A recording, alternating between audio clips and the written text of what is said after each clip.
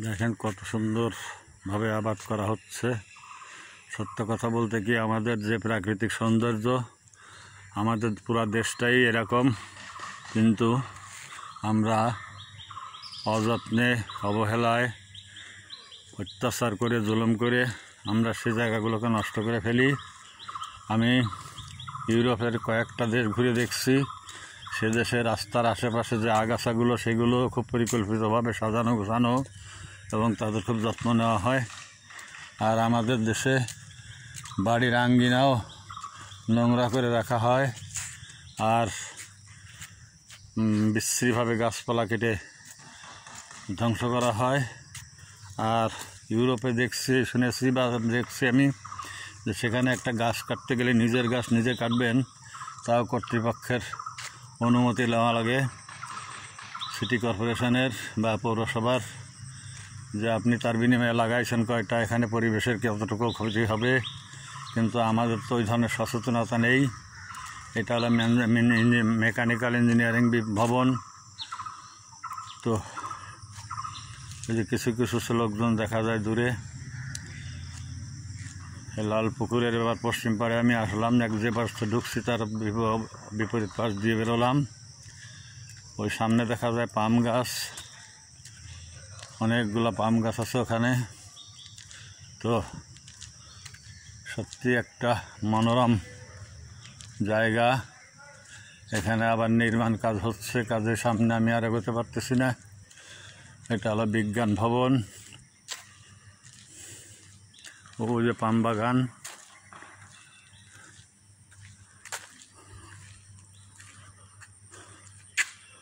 আমি সামনে যে আবার পাম বাগানের ছবিটা আপনাদের দেখাবো। আর লাল শাপলার এবার পশ্চিম পাশ থেকে দেখেন কি সুন্দর পরিবেশ, কি সুন্দর জায়গা। সকালবেলায় ফাঁকা হাওয়া, খোলা চত্বর। এই আজকালে আমাদের গ্রামেও দেখা যায় না। আগে এই গ্রামে আমাদের এলাকা দেখছি অসংখ্য অনাবাদি জমি থাকতো। ছোট ছোট বাড়ির আঙ্গিনার যে কোনো এক জায়গায় আমরা ছোটোবেলায় জাম্বুরা দিয়ে বা কাপড় দিয়ে বল বানায়ও খেলছি। তখন সব কোনো কিছু সহজলভ্য ছিল না, হাট বাজারও দূরে ছিল, ইচ্ছে করলে একটা বল কিনে আনতে পারতাম না। তো তারপর আমার দাদা একটা বল কিনে দিয়েছিলেন, তাই দিয়েই আমাদের বাড়ির সামনেই একটা খোলা জায়গা ছিল, সেখানে আমরা পাড়ার ছেলেপেলেরা খেলতাম। অবশ্য মাঝে মাঝেই লিক হতো, খেজুর গাছে লেগে, বড়ই গাছে লেগে, বেত ঝাড়ে। কাজেই আমরা কিছু করে চাঁদা নিতাম। চাঁদা নিয়ে সেই বল আবার মুসির কাছ থেকে রিপেয়ার করে আনতে হতো, অথবা সাইকেলের গ্যারেজ থেকে ব্লাডার লিক হলে তাই ঠিক করে আনতে হতো। এই যে পুকুর থেকে এরিয়া থেকে আমি আবার বের হলাম।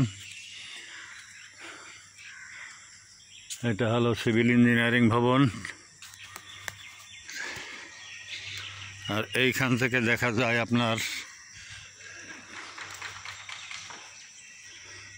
এক্সটেনশন অফ সিভিল ইঞ্জিনিয়ারিং ভবন, এক্সটেনশন করা হয়েছে। কেমিক্যাল ইঞ্জিনিয়ারিং ভবনে যেটা,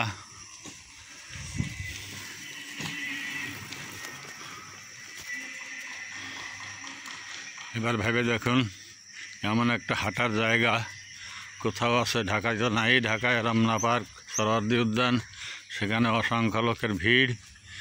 আর এখানে আমরা, আমার বাসার সামনেই, আমার বাসা থেকে এই কমপ্লেক্সের ভিতরে ঢুকতে 2 মিনিট হাঁটা লাগে। অর্থাৎ সুন্দরভাবে চলে আসতে পারি। তো আমি ইচ্ছা আছে আপনাদের ঘুরে ঘুরে, এটা হলো পাওয়ার হাউস ডান পাশে।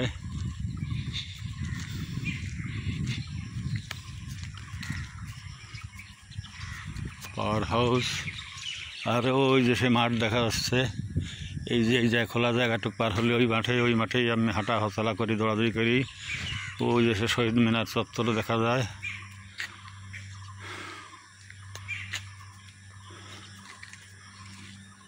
সামনেই এটা হলো অডিটোরিয়াম ভবন, কিন্তু কারিগরি জ্ঞান না থাকায় আপনাদের জুম করে বড় করে দেখাতে পারছি না।